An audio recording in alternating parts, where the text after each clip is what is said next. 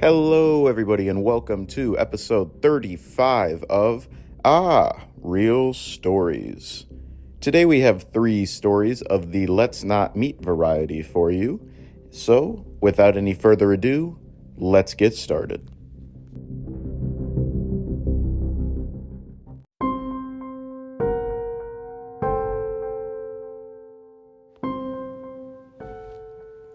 First of all, this is my first post, and I am from a Spanish-speaking country, so my English can be a little rough at times. So about 12 years ago, I was 9 years old, and I was home alone with my 12-year-old brother. We were supposed to go to my aunt's house to have lunch and wait for my mother there. We always did that because we were too young to stay at home alone, according to my mom. We got up at 10:30 a.m. I took a shower, and then my brother did. After that, we were both in the bathroom brushing our teeth and finishing up getting ready when we heard someone knocking on our door. Since every time someone knocked at our door, they turned out to be a salesman or Jehovah's Witness, we kind of waited for them to just go away. After a couple of minutes, I wanted to see if they were still outside through the window, and no one was there. What a relief. We continued getting ready, and we saw a shadow go by the bathroom window, which was kind of like a small square made with that kind of glass that makes everything behind it really blurry. We waited and saw a hand hit it, clear as day. We got scared. We didn't know what to do. My brother had his cell phone, so he immediately called the police. While it was ringing, we heard a loud bang at the door. Someone was trying to brute force it open. I don't know if they were kicking it or ramming it, but it was one of the most frightening things I've ever heard. My brother told me to lock the bathroom door, so I did. It took 5 bangs so the perpetrator could finally bash open the door. Then the police answered. I remembered the exact thing my brother said. He was whispering. His voice could barely be heard. Hello? There is someone in our house. I think they are stealing. We are at our address. I'm with my little brother, locked in our bathroom. Please hurry. While listening to all of that, I was sitting against the wall, hugging my knees. It was one of the most nerve-wracking experiences ever. I could hear the man going through all of our stuff. Emptying stands, going up and down the stairs, opening cabinets. He even broke a few cups and plates. I don't know why. Then I heard the sound that my cell phone makes when it turns off and remembered leaving it on the kitchen table. I felt so stupid for leaving it there. Things continued for a couple of minutes. Then we heard him trying to open the bathroom door. My brother got a hold of a big metal rod we had laying around there. He started kicking the door. Who is there? The man screamed. We said nothing. Another kick, then another. I felt like I was about to have an anxiety attack. My chest started to ache. I had chills and then got really hot. I tried to remain calm, but it was just too much. After that, he stopped. We heard the door opening and then silence. We waited for almost 10 minutes before going out of the bathroom. The living room was a total mess. Lots of papers and books on the floor. The cabinets were open, cups and plates on the floor as well. In our mother's bedroom, the nightstand and the closet were open and everything inside was all over the place. Upstairs, in our room, it was the same thing. In about 5 minutes, the man was able to go through everything we had and left a total mess. After that, my brother called my mom, and she ordered us to go to my aunt's ASAP, so we did. When we got there, I was a little more relaxed. My aunt was waiting for us with ice cream, probably because my mom told her everything we had went through and she wanted to calm us down a bit. We went back home at about 5 o'clock. My mom told her boss that she had a home emergency, so she left early. She tidied up the house, cleaned up, and left everything the way it was before so we could be relaxed. I really appreciate her and my aunt's effort to calm us down and do everything so we didn't have to think about it. According to my mom, the police got home after she arrived at 5 o'clock, 4 hours after the incident. She explained everything, but because of lack of evidence, nothing could be done. The man was never caught, and honestly, I don't think they even tried to search for him. The next day, my mom was at home with us. Now I tell the story as a funny anecdote. Luckily, no one was hurt, and he only got useless stuff. But at the time, I was really scared. To a 9-year-old, an experience like that can have serious repercussions. I'm lucky it never came to that, and I got over that incident a couple of weeks later. So yeah, that is my story.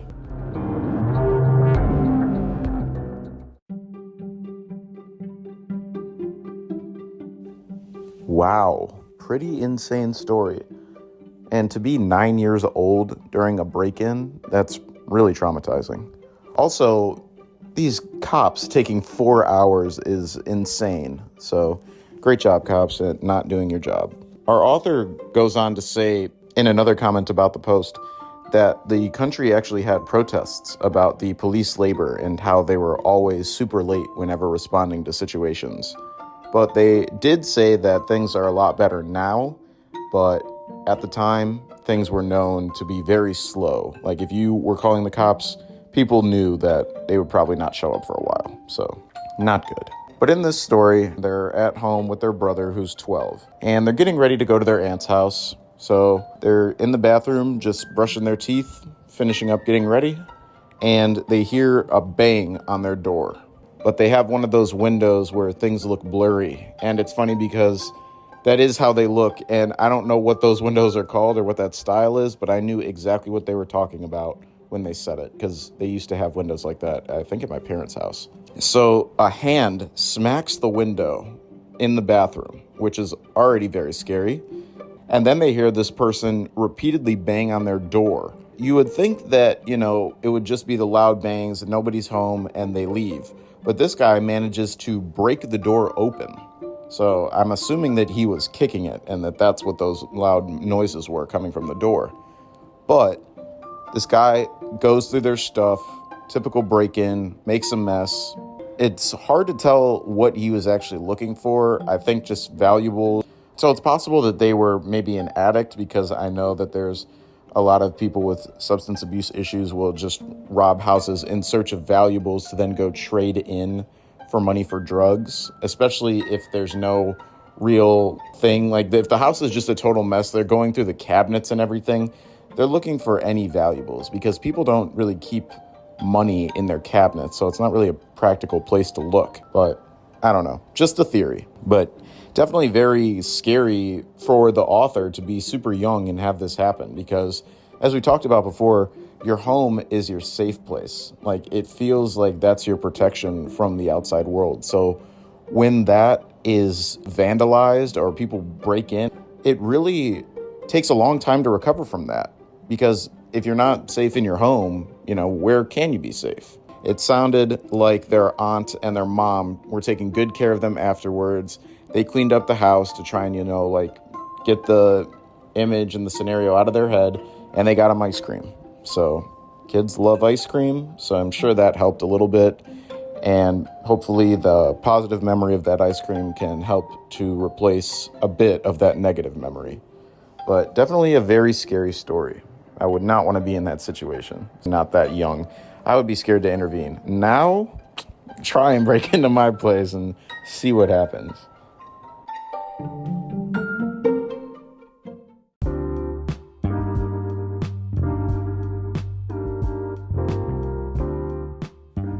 We'll be right back with more creepy stories after this word from today's sponsor, BetterHelp.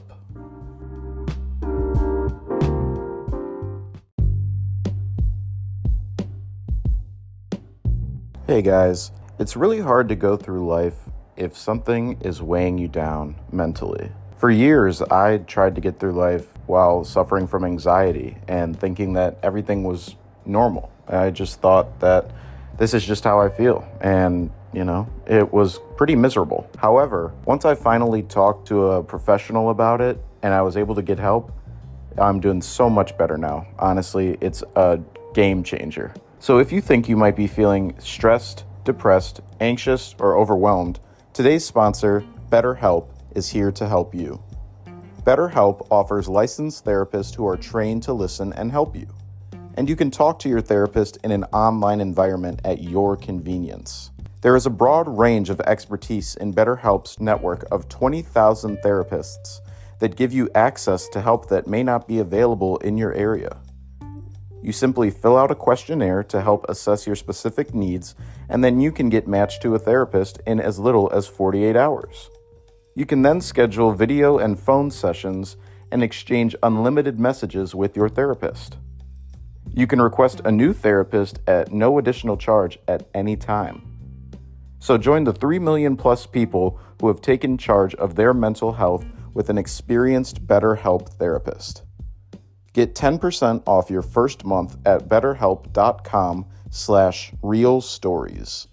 That's betterhelp.com/real stories. All one word. There's no time like the present to get your mental health in order, and it will vastly improve the quality of your life. Trust me.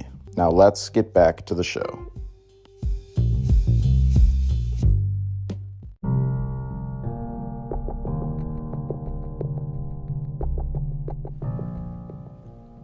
Long-time lurker, first-time poster.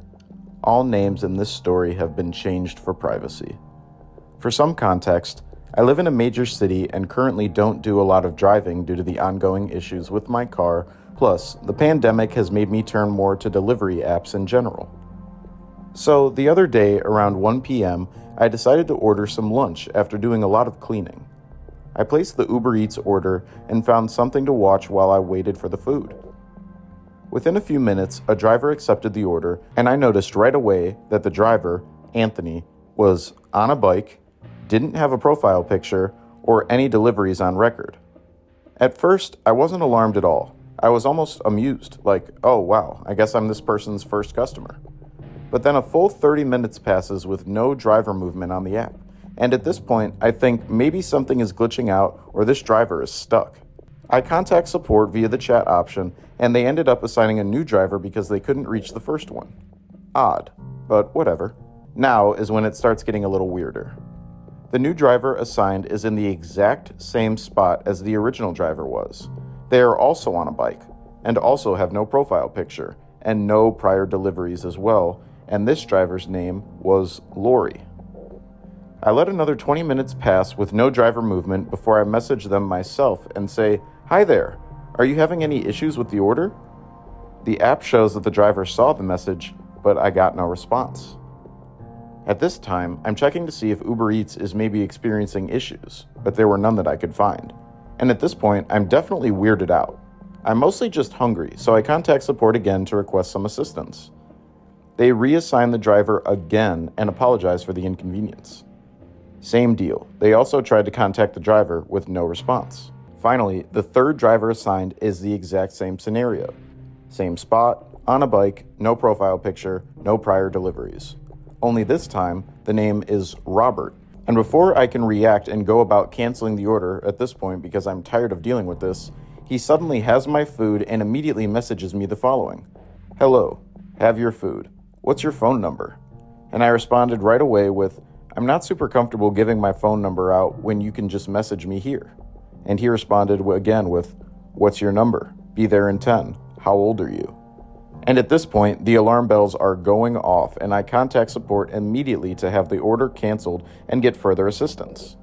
I get connected to Uber's safety team, who informs me that the order has been canceled, I'll be refunded, and started taking down the details of the strange interactions. As I'm giving the woman on the phone the info she needs, I'm starting to calm down, thinking that this was just some creep or something, and that's when I hear a man's voice at the front door. "Miss Metal Gear 4 2069, I have your food." And I can't even describe the chill that went down my spine because of the way he said it. Making things even worse, the Uber safety woman on the phone with me heard him and goes, "Is that him? We canceled the order." I poked my head around the corner, and the main heavy door was open, but the metal door was closed and locked, but allowed us to see each other. I got a look at him, and when he saw me on the phone, he went from smiling to looking furious. He suddenly got right up against the door and kept asking who I was on the phone with. And at this point, I've started asking him to please leave because he's making me uncomfortable and he's getting more and more angry. And at this point, starts pounding on my door and grabbing the doorknob while shouting to be let in. The woman on the phone is asking if I'm okay. The man is still shouting, so I'm basically in full meltdown mode at this point, and I hurriedly close the heavy door to lock it. The man is becoming borderline belligerent as he kicks my door, and the woman tells me to call the police. He ended up walking away from my house about a minute after that and back up to the sidewalk. And for a moment, I thought he was gone, so I finished my conversation with the Uber safety woman so she could submit the report. Once she submitted it, I called the police and told them what happened. They weren't incredibly helpful at first, since he actually didn't break in or put his hands on me. And they told me that if he comes back to call again and they would send an officer out. I did end up having to call them again and give a full report and a description of the man since he didn't end up leaving right away. He stayed in the neighborhood for almost 20 minutes. According to one of my neighbors, after she heard the yelling, she saw the man I described walk back up from my house to the sidewalk and hop into a truck with another man in the passenger seat. And they apparently just sat there staring at people walking by and being incredibly sketchy. And that's when she walked back towards my house and asked me what happened. Luckily, she was able to give myself and a cop a description of the vehicle and the other man as well. So basically, this was a very bizarre and uncomfortable experience, and I wanted to share it to maybe see if anybody else has ever experienced anything like this. Because honestly, I'm still pretty shaken up and will be avoiding delivery apps for quite a while. So, strange Uber Eats driver who asked me for personal info and then proceeded to try and break in, please, let's not meet.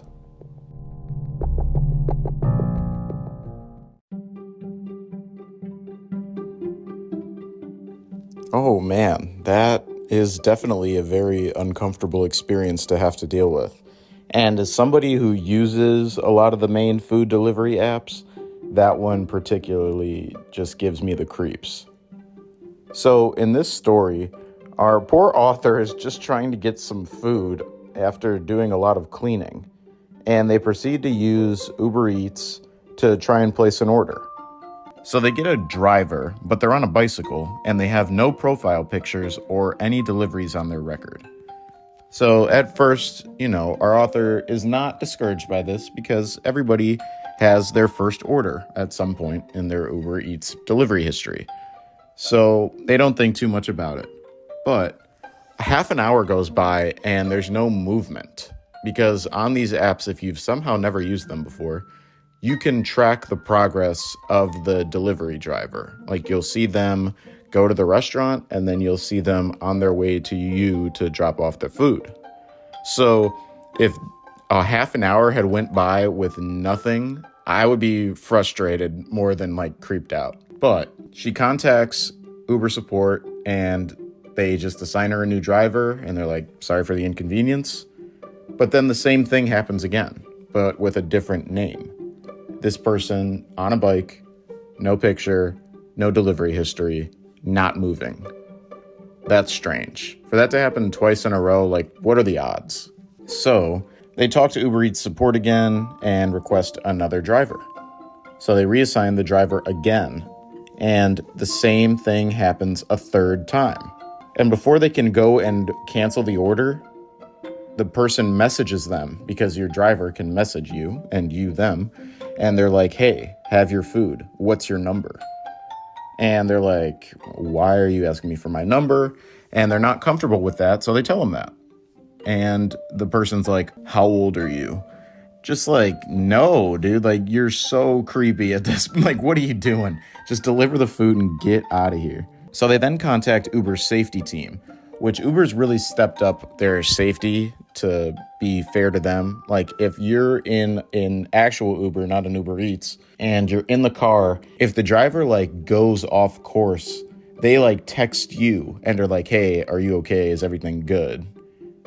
And if you don't respond or whatever, they contact the police. So they've really stepped it up, which is good, because there have been, some horror stories about people trying to get home after a night out on the town drinking, and maybe they're taken advantage of by some horrible driver.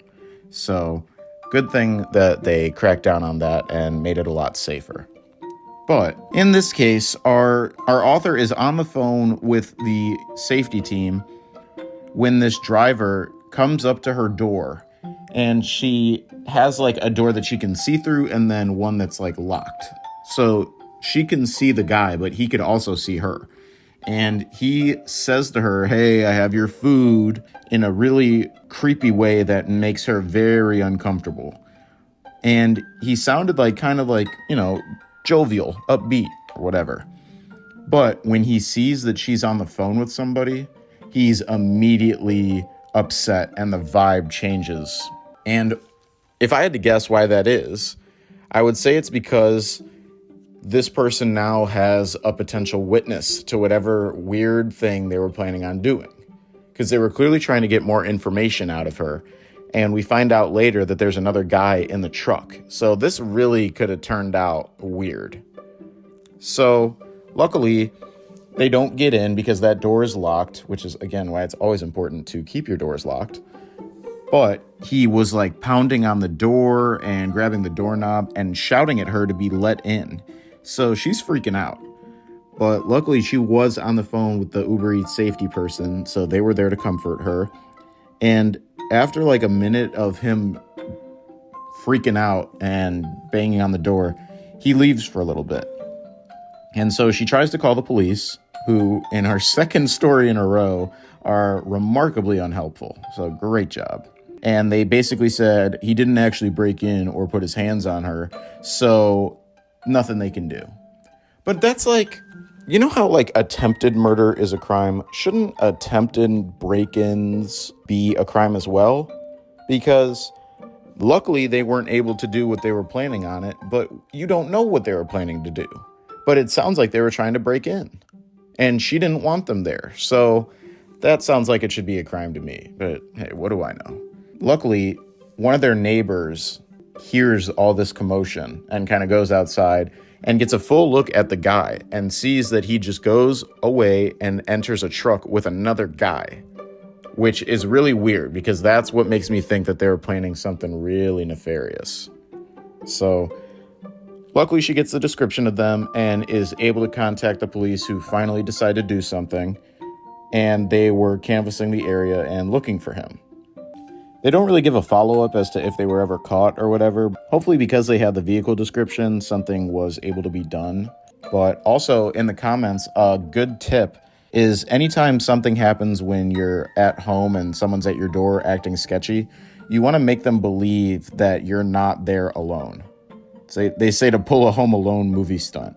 A great thing to do is act like you're with your significant other, or like a husband, boyfriend, even your dad, and just like yell like, "Hey, Dad, could you come here for a minute?" Or something like, "Hey, so-and-so, our order is here. Can you get the door?" Because that lets, I'm not going to lie, that would help you out, because that lets whatever creep know that you may as well have somebody in your house, and they're far less likely to do something if there's another witness who could probably fend them off if you're unable to. So it's definitely a smart move, and I would very much recommend that. But I'm glad that she didn't have to find out what their true intentions were, but it sounds like it was something bad. So definitely be careful with these delivery apps and these rideshare apps, because even though they've made it safer, it's not a sure thing. So just be careful.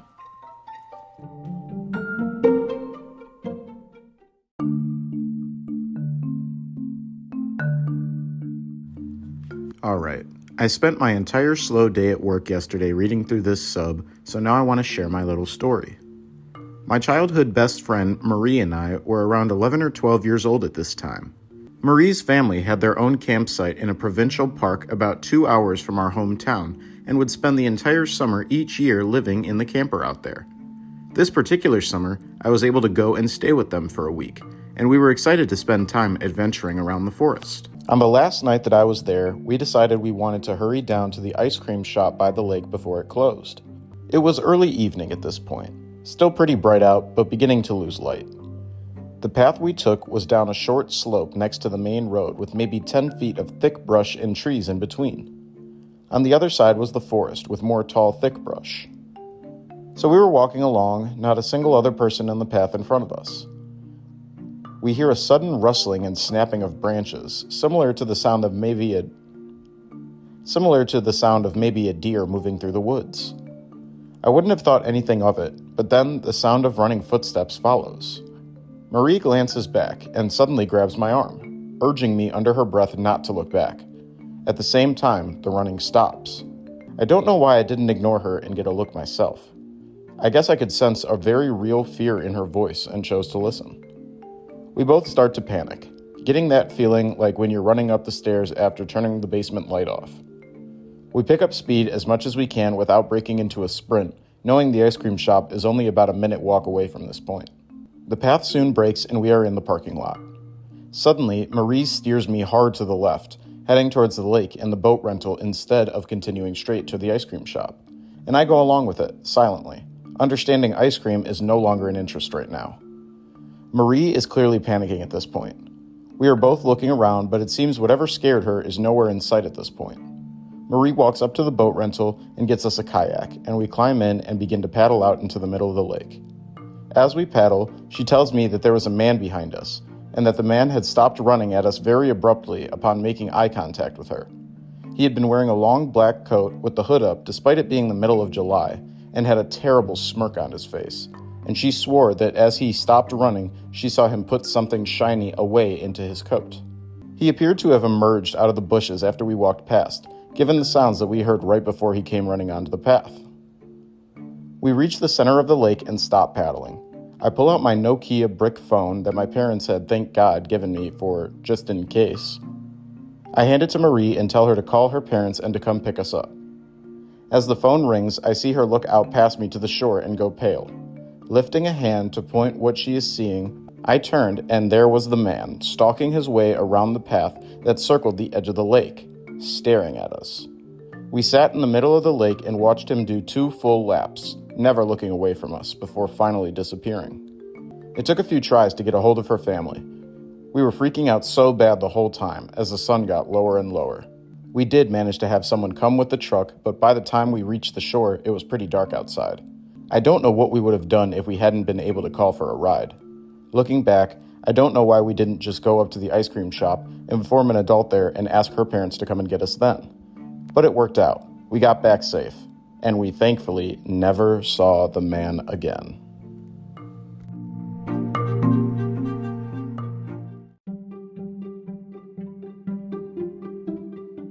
Wow, that was a scary story for sure.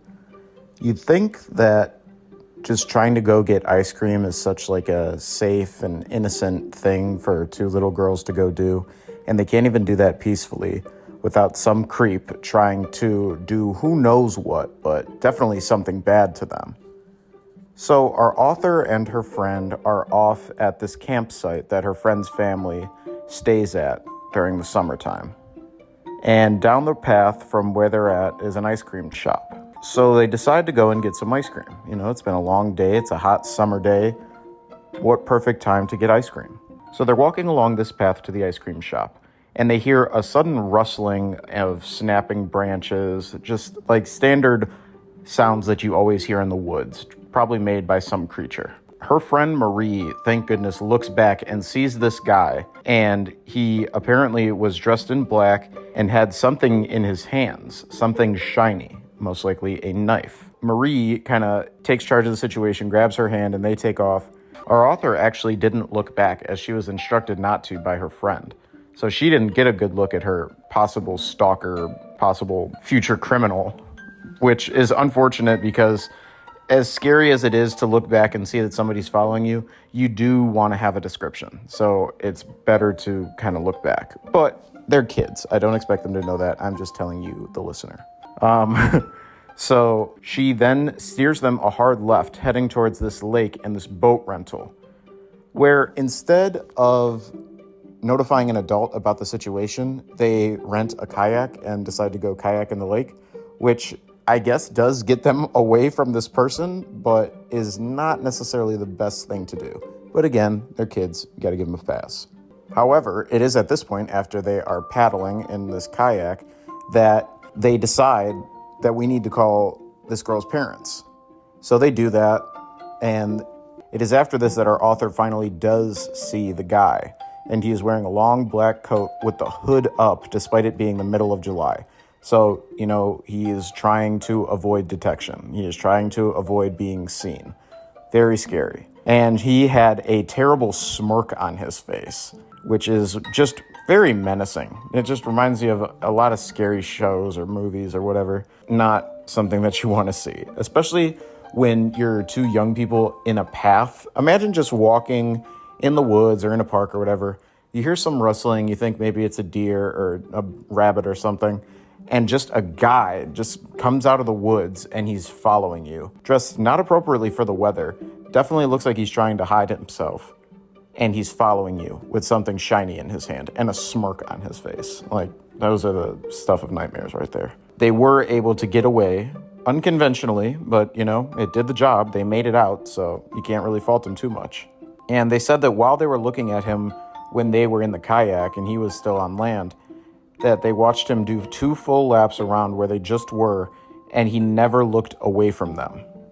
So, very scary guy. I don't know what his problem was, but thank goodness they were able to get away. And they say, looking back, they should have just went to the ice cream shop and informed an adult there, which, not gonna lie, they should have done that, but hey, it's okay. But yeah, if you ever have an encounter such as this, definitely report it, because you never know what crimes may have been reported in the area, and this can help stop repeat offenders. So if that ever happens to you, please tell somebody, because you don't want somebody else to go through what you just went through.